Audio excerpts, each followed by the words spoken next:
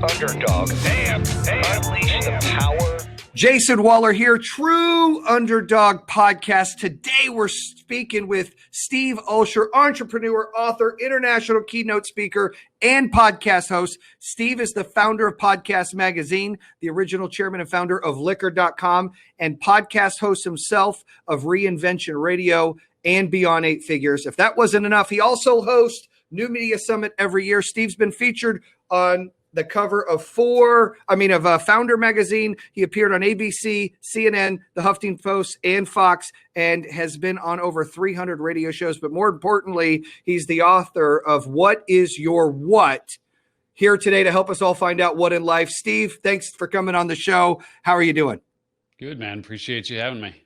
Good. So you grew up pretty humble beginnings in Illinois. I have a house in Michigan, so I can relate to the horrible weather I'm sure you grew up with.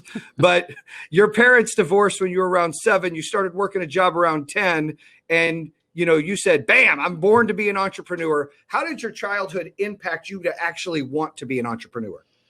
Yeah, good question, man. I think it was really just simply a matter of we're all wired to excel in very specific ways.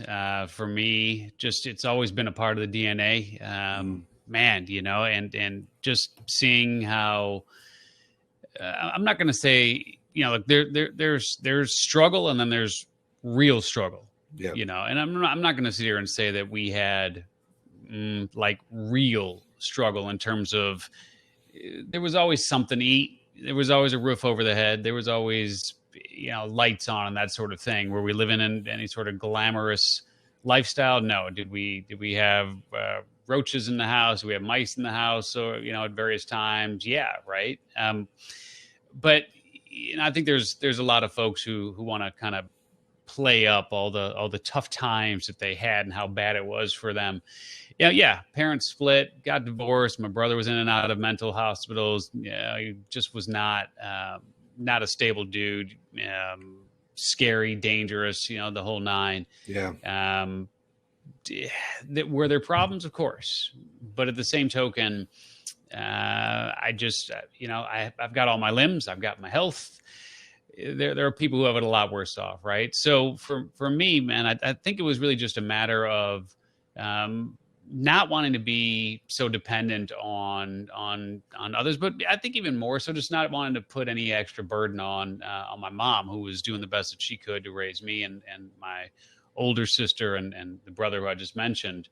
So after my dad split, man, it was just really a matter of what can I do to try to bring in some money? I want to get some things. I don't want to put it on mom. And, that was just the whole goal there was put some money aside, get what I need so that I just didn't have to burden her with all that. When you were younger, and I have a similar background growing up, we had food, but we lived in a trailer park, people made fun of me in high school. I had this intuition and hunger to want more. Didn't even know what entrepreneur meant as a kid, even as a young adult, struggled with that. But would you agree that part of it is when you're in that moment, it doesn't seem that bad. You look back, you're like, wow, that was kind of pretty tough. And I got through that okay. But that kind of helped molded and motivated you to want more. Was that part of the push of, I got to want more. My family's got to want more. I've got to be better. Is that some of the push that you had? Yeah. And I'll tell you, it's one of those things that I don't think was conscious whatsoever. Yeah. I mean, again, I believe that we are all naturally wired to excel in very specific ways. Mm-hmm. And I think you could have taken, I'll challenge you with this, which is I think you could have grown up in a mansion with 16 cars and, 10,000 odd square feet of space just for you with the sport court and the swimming pool and the jacuzzi and the beachfront property and the Lear, and the whole nine. And I don't think your drive would have been any different. Right. And I could be dead wrong, but the point being, I don't think that let me put it this way, as one of the things that I talk about in the book, which you mentioned, what is your what, is I believe that your what has chosen you.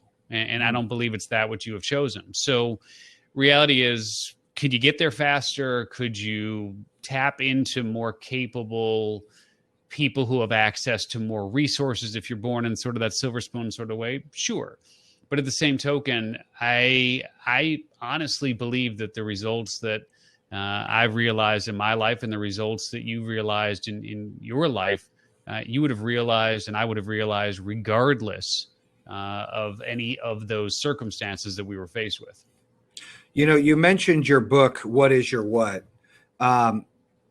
And discover the one amazing thing that you were born to do. The advice that you just explained, it picks you. I like that you say that, because I think that you're exactly right. I believe everybody's got attributes. God gives us where our strengths and our weaknesses, right? Some people are tall, some people are fast, some people are super smart, some people are, motivated. Everybody's got their things, and kind of goes back to what your book is. You gotta pick, or it chooses you, but you got to pick the route you're going to go on. Growing up as a child and then getting into the realm of writing that book is part of the motivation in that book to share. And I haven't read the book, and I'm going to, because I see the information on it, and that's solid. I think that people need to know what is their what, and they need to let that find them. And I think that's exciting. But let me ask you this. Do you think a lot of what's in the book, does it go from childhood? Because there's a couple of things I'm going to ask you about in the mid, towards early career. Does a lot of it stem from the childhood, or is it later in the career that you write about finding you? What is your what?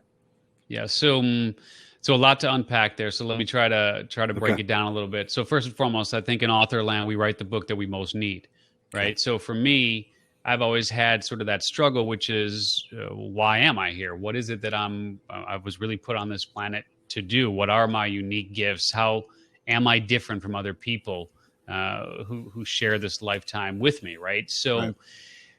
Taking the Myers-Briggs, taking the what color is your parachutes, the strengths finders, and these sort of things, they all really left me, all those modalities, I mean, they're great, but they all really left me with more questions than answers. Right. And so I still found myself in that struggle of really just trying to figure out, what the hell should I really be doing here? And I had found some success, and we don't have to go too granular on this, but I had found some success in the business world, opening my own nightclub when I was very young and so on.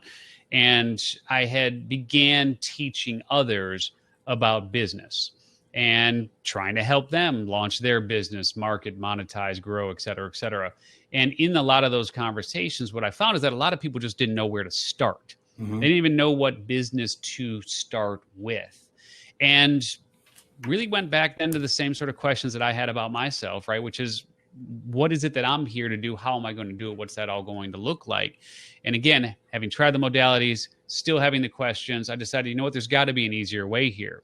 And as I began working with more people and just trying to talk them through this process of really figuring out what it is that they can do, what they want to do, what they're good at doing, and what they can make money doing, right? It became really clear that there's just three key pieces of the puzzle that each of us needs to be able to solve for. And if we can solve for these three pieces, which are the gift, the vehicle, and the people, and I'll go into that here in a second, it really makes a tremendous difference, right? And so the what is your what framework is really all about identifying your core gift, which means how are you naturally wired to excel? Each of us has a core gift, whether it's communicating or enrolling or protecting or entertaining or whatever that might be. We each have a core gift.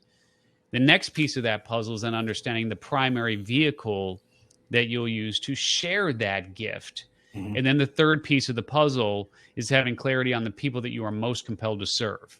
And so it's a combination of the gift, the vehicle, and the people that make up the what is your what framework. And as you can imagine here, most people will go a lifetime without being able to have clarity around one of those pieces, let alone all three.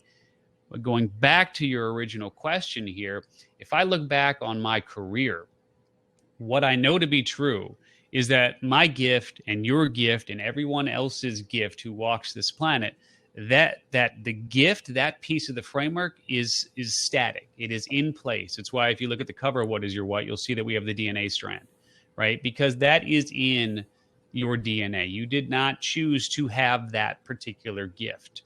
It's there. You can choose to ignore it for your life, or you can choose to tap into it, right? But that gift is there. But your vehicle that you'll use to share that gift and the people that you're most compelled to serve, those are more organic. Mm-hmm. Those are more fluid.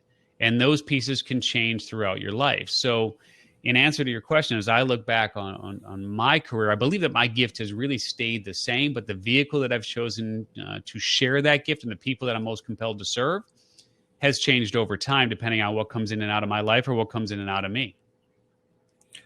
You know, that's deep stuff, and I like it. I mean, I like deep stuff. I always think that one of the best things we can do is share our knowledge. And you started podcasting before it was cool. You're one of the OGs of podcasting. Like you run the podcast magazine. And, I started a career early in sales and saw that I if I'm passionate about something and I believe in something, I'm really good at getting other people to be a part of that, right? To follow me into that. And which, by the way, leads me to believe that based on the success that you've had, especially with what you're doing now and growing into the level that you've grown at, you are a magician in terms of enrolling people into your vision. More than anything else, that's probably your core gift, which is enrolling.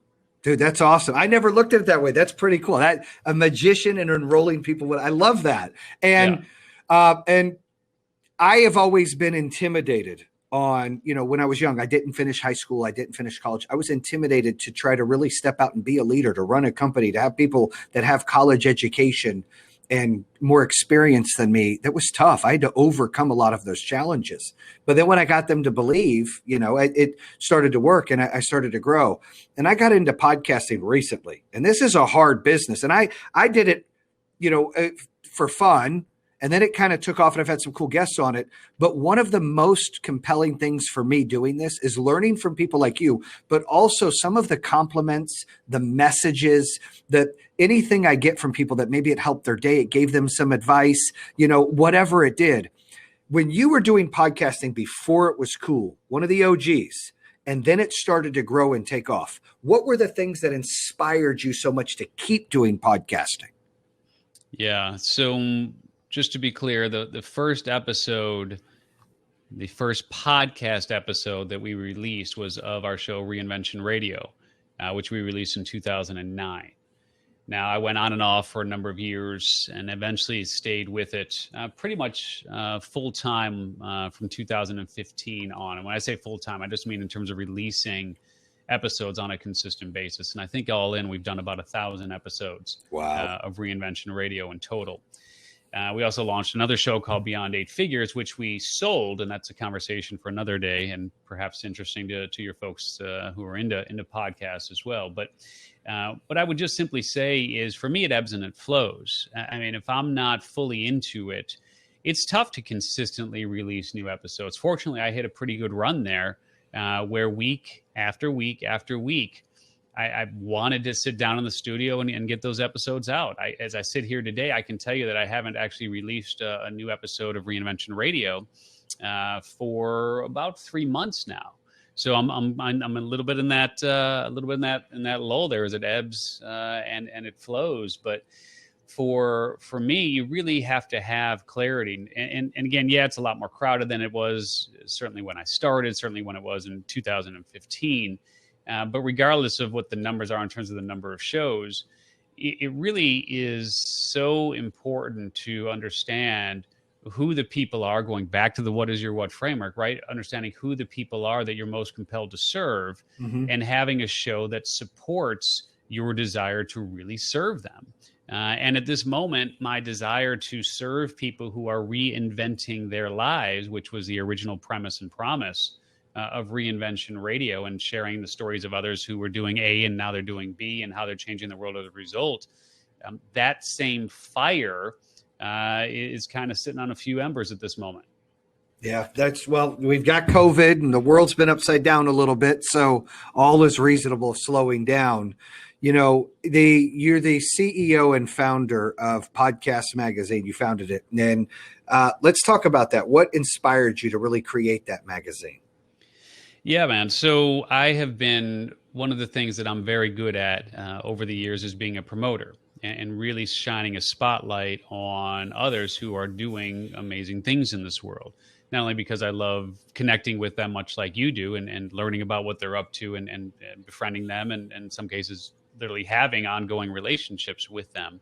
Yep. But mostly because I just think that that far too few people who are doing things that the world needs to know about have the opportunity for the world to know about what it is that they're doing, right? Yeah. So the idea behind Podcast Magazine was twofold. Number one, as more and more podcasts came onto the scene, and being perfectly honest here and transparent, I knew that based on the merits and the success of our shows alone, I wasn't going to be at the epicenter of the conversations around podcasting. And if that was the conversation that I most wanted to be a part of, like for you, maybe it's solar, right? So Right. this is a core. We'll kind of do a couple of rabbit holes here for a second, but that is a fundamental question that every business owner has to be able to answer, which is the question of what conversation do you most want to be part of?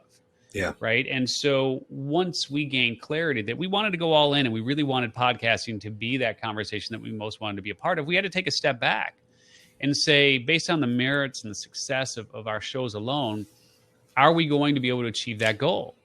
In terms of people talking about us or being in a conversation about podcasting, even if we are not there at the table where people are talking about that particular topic. And the fact of the matter is, Reinvention Radio, beyond 8 figures, great shows, but our numbers aren't anywhere near the Joe Rogans of the world and the bigger players of the world and so on and so forth. So we weren't going to make inroads if we just kept pushing out new episodes. So we had to think about what else can we do here if this is the conversation we most want to be a part of. And we came to the conclusion of, you know what? Why isn't there, and this is about a year ago or so, and by the way, from the moment that we had this idea to the moment we launched our first episode, we did it in about 100 days. Our first issue of Podcast Magazine, we did it in about 100 days. Wow. And so that was roughly October of 2019. And I was sitting there and I was thinking, you know, why isn't there a Sports Illustrated for the industry of podcasts? Why isn't there a Wired magazine for the industry of podcasts? Why isn't there a Vanity Fair, et cetera, right?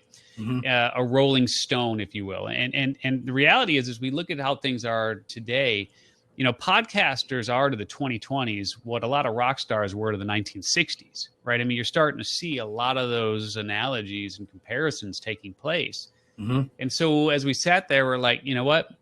Why don't we create a consumer-facing, a fan-facing magazine, right? Nothing for podcasters. And again, look, love what those folks out there are doing for podcasters, but there's a much bigger opportunity. There's 100 million people just in the States alone who listen to podcasts on a monthly basis. Mm-hmm. Right now, there's about 1.5, 1.6 million podcasts, of which only about 400,000 or so of those are consistently producing episodes on an ongoing basis. So if you just look at the total available market, 100 million consumers just in the States versus 400,000 podcasters, it's a much bigger piece of the pie. And if you think about a wheel, right, Jayson, you think about how there's the hub of the wheel and then you have all of these spokes, Right? The question is, how do you become the hub of the wheel so that all of the players in the vertical connect to you and what it is that you're doing?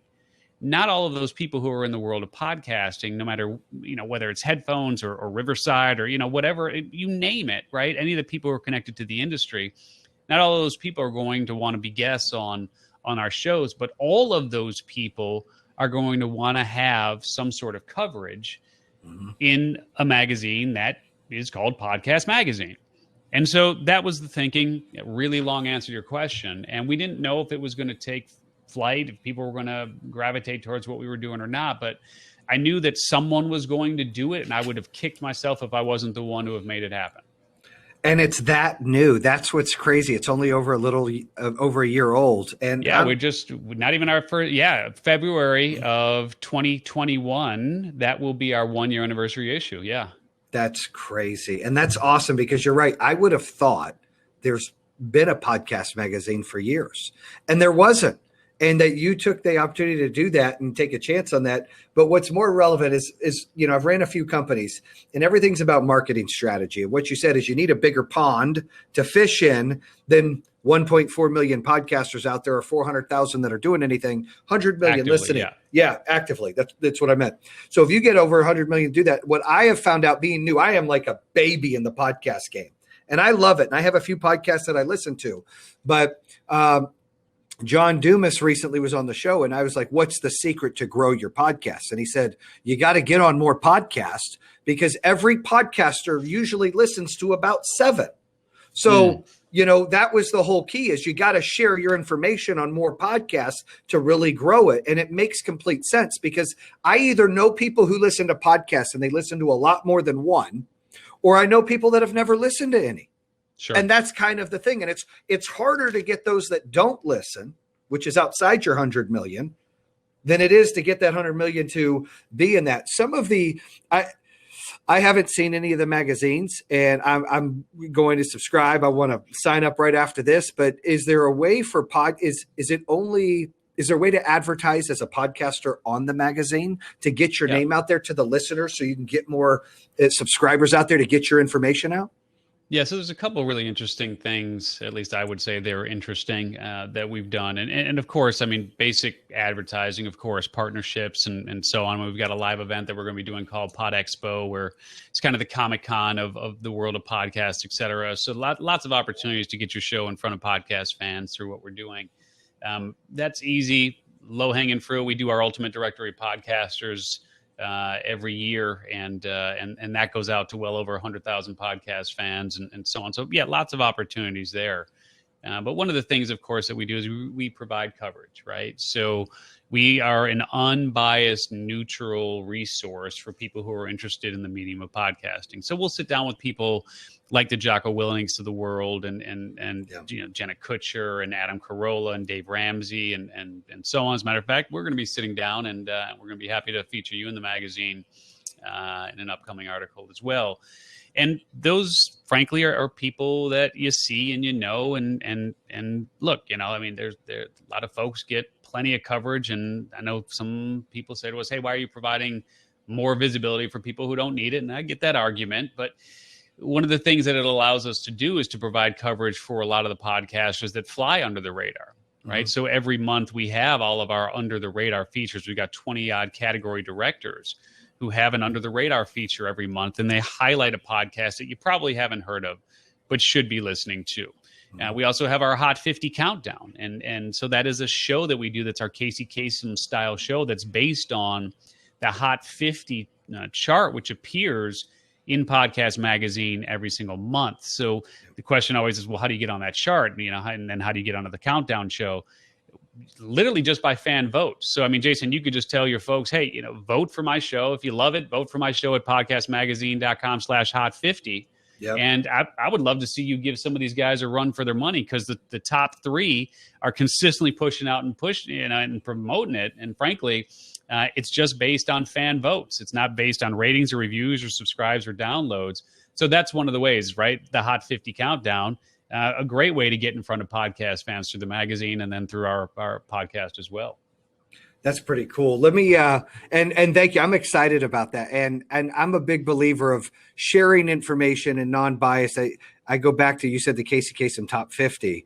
That's pretty cool. Like, I'm a competitive dude. Everything I do, I want to win, right? I don't chase money. I want to win. Like, I wanted to be the biggest solar company in one state, then the biggest solar company in the Southeast, then the Midwest, the largest American-made panel installer, the largest battery storage. I'm competitive. And now that I'm in the podcast thing, I got a little taste of success, and then it goes back to normalcy again. It's like, well, how do I get to the top? Because I'm so competitive. But I'm competitive because I want to share people's story. I want to help motivate people, help people get off their butt, quit making excuses. Don't find reasons to sit down and I always say scared money don't make money. Find a reason to bet on yourself. And I think that a lot of podcasters, I know some that have started, and then when it gets tough or they don't get subscribers, they beat themselves up. They get depressed. They get down, and then they quit.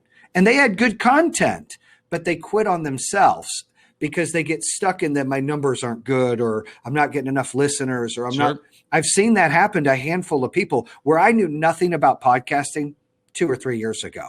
I started listening to a few podcasts last year and then launched this year. But I've seen so many great shows that could have been fantastic. They just didn't stay the course or find, sources like your company and Podcast Magazine or other sources out there to really be involved and read, pay attention. What are other people doing? How do you get the name out there?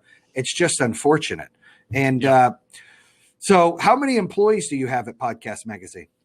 So we right now have a crew of 24, including our PR folks and our designers and so on and so forth. It's a good crew for a magazine. That's a good number. It is. I mean, the majority of them are category directors who have ownership and responsibility for one of the particular Apple Podcast categories. So we have a category director for business, a category director for arts, a category director for true crime, et cetera, et cetera. Fortunately, those are people who have signed up and I've been able to enroll them in the vision. Those are volunteer type positions. But, at the same token, they're not getting, so to speak, paid through payroll. They have built up influence and credibility and authority and visibility. And there's a lot of benefits for them for being a part of what we're doing here. Eventually, of course, we would like to get to the point where we can pay everyone who's a contributor to this.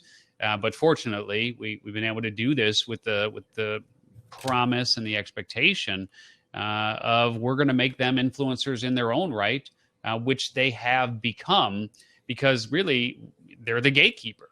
If you have a business related show and you want into Podcast Magazine, you're going to have to make friends with Michelle, and ultimately it's Michelle's decision in terms of who she features or doesn't, right? So there's a lot of upside on both sides of that. But yeah, we got about 24 people working on it on a consistent basis, the large majority of which are quote unquote volunteers. That's really cool. And I love what you're doing. Let's talk about the virtual New Media Summit. It's a unique opportunity for business owners and entrepreneurs to have the ability to meet important podcasters, right? And I know my company, we've advertised on people's show. Power Home Solar's advertised on people's show with commercials, right? Because in the markets we're in, a big podcaster, people listen, they go, oh, I want to own my power. There is an opportunity I'm not making money on my podcast, but this turns into a business for a lot of people. And there's a lot of marketing strategies there where business owners and entrepreneurs can meet and build relationships with some of these podcasters, almost be influencers for them, and get some ideas to share their message. How important do you think, especially after the year we had in 2020, that people need to know more about that virtual New Media Summit, and when is the next one? Yeah, so the virtual New Media Summit is an offshoot of what we had done for years since 2017. Which was an event called the New Media Summit. Basically, at the New Media Summit, we would give people the opportunity to pitch leading podcasters on who they are and what they do, and literally get booked on their shows on the spot. Matter of fact, the average attendee who came to the New Media Summit would leave with roughly 22 bookings in hand. So as things started to devolve here, and we actually got in one of the last live events before COVID hit. So in March of 2020, we had our last in-person New Media Summit. And then, of course, things kind of went to hell in a handbasket here, and we've been doing it virtually ever since. And so it's actually worked out really, really well. And it gives people the opportunity, like I said, to meet and learn from top podcasters, and then to be able to pitch them and get booked on their shows. February 8th and 9th are the next dates of the virtual New Media Summit. We'll have people from the last time we had people from 12 different countries come in and join us virtually. And reality is, I would say that today, more so than ever, you have to embrace what's going on in the world of new media. If new media is not a part of your business marketing and promotional strategy, I don't know what you're doing, because you're certainly leaving a lot of money on the table. And being a guest on podcasts is a great strategy. But it's not for everyone, and especially not for those who are unclear in terms of why they are investing their time and energy to be a guest on a show, right? I mean, you have to have a real clear understanding of why you would want to invest an hour to be a guest on the True Underdog podcast, or why you would want to invest 2 days to come and meet top podcasters. As long as you have that clarity, then I think it makes sense. But at the same token, a lot of people just still aren't quite understanding the value and the power of what podcasts bring to the table, either as a host or as a guest. Yeah, and I think the future is the new media. People, they have got to figure that out. Most of our business, I think we've got a $9 million advertising budget a month for lead gen and branding, and 90% of it is social media and/or through media like podcasts, YouTube, stuff like that. That's the future, right? We people got to know that. They got to understand that the classic, and we do some television. It's not the same impressions. It's not the same thing. People want information now. They want to know what they've got. I mean, the world has completely changed. You've been an entrepreneur, before.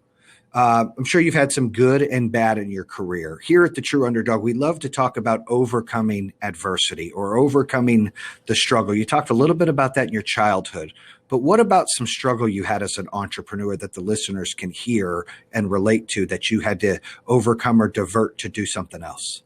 Yeah. So, it's interesting because for a period of time, I was kicking myself about the deals gone bad, the real estate projects that I gave back to the bank, the .com that I had to walk away from, right? All of these things, and I'll go into some detail in a second here, but more importantly, what I've come to realize is that I've been in the game, and there's something to be said for just patting yourself on the back and giving yourself credit as an entrepreneur, whether it's what you might deem as a success or what you might deem as failure. And frankly, I don't think there is any such thing as failure. I think failure is just success with an unintended ending. Yep. But the reality is being in the game is the hardest part for most people. And I will say that I launched online really, really early. As a matter of fact, we launched a store on CompuServe's electronic mall in 1993. We took a catalog company and moved it online in 1993 onto CompuServe's electronic mall. So I saw that, the Wayne Gretzky thing, right? I saw where that puck was going real early. I've been really good about that throughout my career. Matter of fact, I get tired of things long before others get tired of things. I get tired of hearing myself talk about things. I was telling people to get involved with podcasting for years. Matter of fact, at the first New Media Summit in 2017, when I first showed a stat there was only about 460,000 active podcasts. And so that's in total. And I was like, you got to jump on this thing now. Now, of course, you can see where the numbers are. Yeah. But that company that we launched on CompuServe's electronic mall eventually became liquor.com when I bought that domain along with bourbon.com in 1998. And so we were doing some pretty interesting things. And we had millions of dollars in revenue, started building up the company pretty good. And come 1999, and ideas on napkins are getting funded with millions of dollars in venture capital. And here we are with a category killer domain and a lot of that quote unquote heavy lifting done. We thought we had a pretty good opportunity to blow that up. Basically, we operated like FTD does for flowers, right? So in other words, you're in Carolina, you want to send a bottle of champagne to your buddy in LA who just closed a big deal. You'd work through us. We'd have that delivered through a local retailer, and we'd take a cut of that sale, right? So that was what we were doing with liquor.com. Anyway, we had the S1 filed, and we were ready to go public in March of 2000, and that's of course when everything imploded. Right. And had to walk away from literally everything, including the domain. And we had brought in all these lettered saviors that Wall Street wanted to see, the CEOs and CFOs and CTOs and WTFs, all these lettered saviors that no one, in hindsight, they didn't really care or know enough about what they were doing or needed to do in order to make us successful at that point. But we bought into we were just blinded by that .com light. We bought into everything, hook, line, and sinker, signed away management rights and the whole nine to take this thing public. And I ended up quitting and walking away in August of 2000 from that, and ended up getting into real estate development. Did really well, developed about $50 million worth of property for over the next 7-8 years. And then, of course, there was a huge hit there, right? And ended up giving several properties back to the bank, had a beautiful portfolio of commercial and residential and office type properties and so on. Ended up having to give a few of those back to the bank. And it's just one of those things where on the surface, it looks like everything is going really, really well. And then a few quick swift moves in the wrong direction, that rug can get pulled out from under you pretty quick. But yeah, man, that's just one of those things. And I think one of the reasons why I've been so interested in and focused on reinvention is just because I've reinvented my life at so many different points along the path. And interestingly enough, I was able to reclaim the liquor.com domain in late 2006. Ended up selling that company to Barry Diller's IAC, if you're familiar with IAC, in late of 2019. And still have a couple of real estate holdings, and I'll probably get back into that game. But you know, man, it's definitely been a lot of let me just say, I left a lot of zeros on the table over the years. But you're not bitter about it. And I think the most important thing for listeners and viewers to understand is you tried. And I love how you said you don't believe in failing. You believe that if you still succeeded, you just had a different end result. I think that's key for people to understand that. I have 4 kids, got 1,700 employees. I talk to some leaders in the company, or I talk to my kids, and I'm like, listen, if you don't try, then you have failed.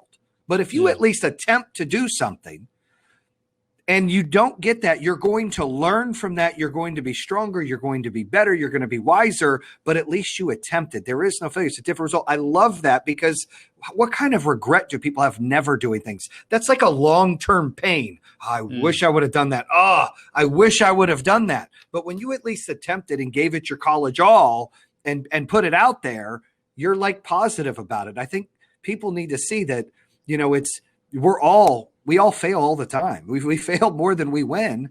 And that's what makes us stronger and better. And I think I got to ask you, is one of your gifts, your what's, is it reinvention? So I think that my core gift, if we're going down the what is your what framework path, then my core gift is communicating. Okay. And the vehicle that I use to share that gift can vary from podcasting or speaking to writing, but those are the 2 main ways in which I'll share that core gift of communicating. But you know, the reality is the vehicle that I've used, or sort of the umbrella of reinvention. I mean, that is certainly something that has been an ongoing theme in my life and in your life and in everyone's life. We just, as human beings, we don't always chalk it up to being part of a cohesive whole, right? Because the success that you have today and the abilities that you have today to do whatever it is that you want to be doing, and ultimately identifying those who you're most compelled to serve and serving them in as a powerful way as you possibly can only happen because of all of the things and all of the skills and all of the heartbreaks and all of the success that you have had that have led you to this point of being able to do precisely what it is that you're doing in this very moment, and being able to tackle what's next for you. But without all of those experiences, really tough to be able to do much of anything in this moment in as proficient and cost-effective and time-effective manner as humanly possible. And you had to go through what you went through, as painful as it was. And that's certainly how I try to look at it. Is all of those things have led me to the work that I'm doing right here in this very moment. And frankly, the most powerful work that I'm doing right now, it's not even Podcast Magazine. It's not anything that will even really, you won't find anywhere. The most powerful thing that I'm doing that leverages all of the skill sets and all of the trial and tribulation and brain damage that I've had to endure over all of these years is now being applied to actually helping my wife open a funeral home. And so that's what we're in the process of doing right now, is opening a funeral home for, I mean, it'll be a family business, but it's she'll lead the charge on that because she's been a funeral director and embalmer for the last 10 odd years. So that's what a lot of this has led to. That's exciting stuff, though, right? It's a new chapter. It's reinvention. You get to do something with the wife that's going to be in the family, and that's exciting stuff. I mean, my wife and my oldest are talking about opening some salon here soon, and I'm excited for it because she's been at home with all our kids for years, and she's ready to kind of do her thing, and I'm excited for her. Let's talk jiu-jitsu. for a second, right? Let's This is a talk. sport you've been practicing for over 20 years. You know, I'm sure you've, you know, jacked up some people and had some limbs twisted here and there. I am a huge fan of jiu-jitsu. I love MMA. You know, I used to like the strikers, but I have this fascination for those that just flip you over and it's like, I can break your arm or you need to tap, and they tap. I wish I had the time. I should find the time to learn that craft. Let's talk about that craft. Why is that important to you? What do you love about it? Who are like your top 3 MMA jiu-jitsu fighters you like? Yeah. So a few things there, right? So first and foremost, I like many people saw what Royce Gracie did way back in the real early days of the UFC and just kind of scratched my head and went, okay, what on earth is going on here? Like this just, it doesn't even register how he's able to do what he's able to do at $170 or however much he weighed at that Crazy. point. And he fought big guys back then. They didn't have weight classes. No weight classes, right? Crazy. Just fought the big boys.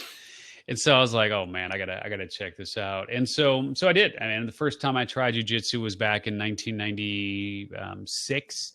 Didn't really get involved with it too much because there weren't any schools. It was just like there was nothing to really be found, just a couple things here and there. And then I started training under Carlson Gracie Sr., the old man, in Chicago, and trained with him for about 4 years before his passing, and then with his son Carlson Gracie Jr. And so for me, it was just, I had been lifting weights for years, and I just needed some sort of, you know, I knew I wasn't going pro. I wasn't going amateur.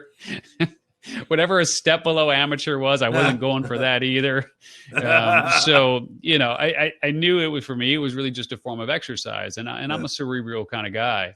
And so it is a thinking man's game.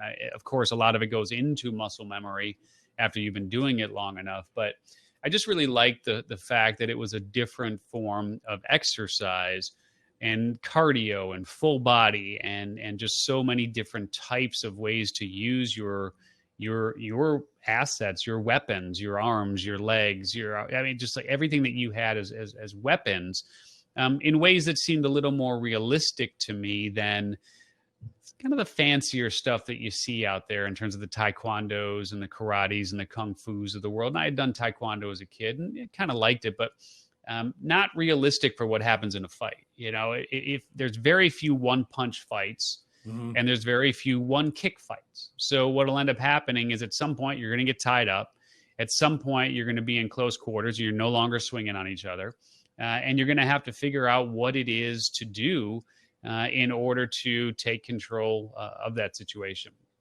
And so that was the original thinking, was let me go in, let me get a good workout, let me figure out, you know, exactly what it is that they're doing here. And yeah, of course, I mean, jiu-jitsu is a really unique sport because there are no levels from the standpoint of, they just kind of throw you in the deep end. And class 1, you're in the same class as everyone else.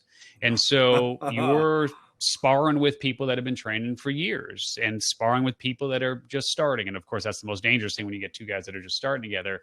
But the reality is it's a sink or swim environment. And I have seen, I don't even know what the number is, but I'm going to say at least 1,000 guys and gals start and stop practicing jiu-jitsu over the years, and probably more than that, because it's not for everyone. It is a tough sport, as we like to say.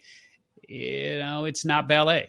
And if you're looking for ballet, this ain't it. And there's a lot of contact and a lot of bruises and marks and scrapes. I mean, I've broken noses, I've had knuckles and limbs, and I mean, just you name it, it's happened. But I've just always been real. I will say this, that I like the sport so much that I managed a couple of MMA fighters, perhaps even a couple guys that you know, for the first few years of their career. Stephan Bonner, who was in The Ultimate Fighter and in the finals of season 1 there, actually managed Bonner for the first 6 years of his career. And that's how much I love the sport. That's awesome. I'm a fan. I just started watching this show on Netflix called Kingdom. It's solid. It's an MMA show. It's got some drama in it. And it's got, like, I saw Matt Hughes in it, some other fighters, but it's legit. Me and my wife are hooked. I'm like, this is cool stuff. I got so much admiration for the sport, but even, and look, karate, I get it, the kicks, but you're exactly right. That there is something magical about what you can do in jiu-jitsu when you're wrestling. It's like, how did he just do that? It's like a chokehold and they're out. I'm like, that is the coolest stuff. You know, I love it. Yeah, Damian Maia, I think, is probably my favorite MMA guy. You know, his jiu-jitsu is absolutely world class. Mm-hmm. And when you look at where the sport of MMA is now, these guys are all so talented on every single level. And when you have guys that are talented strikers, talented wrestlers, talented, you know, with their hands and with their feet, and when you know exactly what's coming, and when you've seen so many fights and you've been in the cage for as long as you've been in the cage, and yet you can still pull off what it is that you want to pull off and submit people at that high of a level, it's pretty dang impressive. And that's one of the things when you look at Maia as just a high-level jiu-jitsu fighter. And there's not a lot of high-level jiu-jitsu fighters right now that are at the top of the game because it's really the game has evolved so much. But Maia's one of those guys that still can pull off submissions and takedowns and do things that he wants to do as predominantly a jiu-jitsu fighter. Was Frank Mir jiu-jitsu? He was. I mean, and actually, his he took out Brock training. Lesnar. Remember that? That was what I was like, whoa. Frank Lesnar tapped. Brock Lesnar tapped. Frank Mir got him. Yeah, he did. And you know, look, again, when Frank first started in the sport, he was submitting people that are like just jiu-jitsu 101 type moves. He did an elbow crank on some. This is, and your listeners and viewers right now are like, okay, what can we talk about something else? But just real, you know, yeah. So no, I like that's fine. Yeah, you know, so Frank did just a basic elbow crank. I forget who he did it to, but like in hindsight, you look at it and you go, that's just one of the most basic jiu-jitsu moves that you can do. And he submitted a guy in one of his fights really early on, but it just goes to show you how much the game has evolved. Yeah. I think that's so cool that you do that. So listen, how can folks, we told them about discovering your what, how can they find you on social media, website, your podcast? Let's give a shout out how they can connect with you, Steve. Yeah, man. So a couple of ways, right? So first and foremost, we did talk about what is your what, discover the one amazing thing you were born to do. We give away a free copy of the entire New York Times bestseller at whatisyourwhat.com. So we'd love for you to grab a free copy of that, whatisyourwhat.com. And then, of course, we've been talking about podcasting and Podcast Magazine. Let me give you a backdoor link to be able to grab a free lifetime subscription to the magazine. So if you go to podcastmagazine.com/free, that'll get you in the back door there to grab a free lifetime subscription. Ooh, I'm going to do that as well. And I got to get a signed copy of the book. Anybody that's writing, I started to write a book. I've never read an entire book. I've listened to some audiobooks. And I started writing a book through Scribe Media. I've got 3 chapters done. I don't do the writing. I do the talking. But I am super excited. Hopefully it's good. Share lots of stuff on it. But it will be. Yeah. But I'm excited about what it, helping somebody out, one person, then it was worth doing it. But I'm pretty jacked about it. Any tips? I mean, you've wrote a few books here. Any tips that I should pay attention to or do? Yeah, I mean, look, first and foremost, you write the book that you most need, right? In terms of, for some of us, and as you said, you talked about regret earlier, when we look back on our life, we will most regret failing to take action than taking action and realizing what those weak-minded people term as failure, right? Because as we discussed, failure is just success with an unintended ending. It's just one of those terms of ignorance that people like to throw out at those who dare to soar in an attempt to bring them down, right? So for a lot of people, writing a book is one of those things on their bucket list. Like, I just don't want to reach my final days with all of this inside when I know I've got something to teach. I know I've got a bunch of stuff that'll help others. I want to make sure that I capture that and put it down. So, I mean, I would just simply say that one of the ways that I like to write, and I don't know if you're already far enough into this process, but for those who are looking to write, quick tip here is I love the idea of just creating a long list of all the topics that you want to cover. Maybe something that somebody said to you, maybe a particular thing that you say, maybe just something that you use as a mantra, whatever it might be. Just create a long list of just words or phrases or something like that that you want to cover. Once you go through that, write a paragraph about each of those things that you just wrote down on that list. After you do that, then start going through it and start picking apart and crossing off the things that you no longer think are important. And when you land on maybe 15 or 20 things that you really want to cover in a book, write a page on that. And by the time you get done with that page, you'll have a pretty good understanding of how all of that works together, how you can assemble that into chapters or sections, etc. And you'll make sure that you cover everything that you want covered in that book. And then, of course, you can just extrapolate out from that page that you've now written. That's cool. Thank you for the tips. Appreciate that. So Underdogs, thanks for listening again. My conversation with Steve Olsher. His story inspires us to keep moving toward our purpose in life, our what, and work toward what inspires us every day. I'm hopeful that every single day, one of my listeners will find their what, move toward their purpose in life. That's a wrap. Bam! And that concludes another episode here on True Underdog. If you're interested in hearing more, make sure you subscribe at iHeartRadio, Spotify, Apple Podcasts, or the YouTube channel. You can always visit trueunderdog.com, subscribe to all of them. Make sure you check out our newest episodes coming out on Mondays and Thursdays. True Underdog, baby. Bam!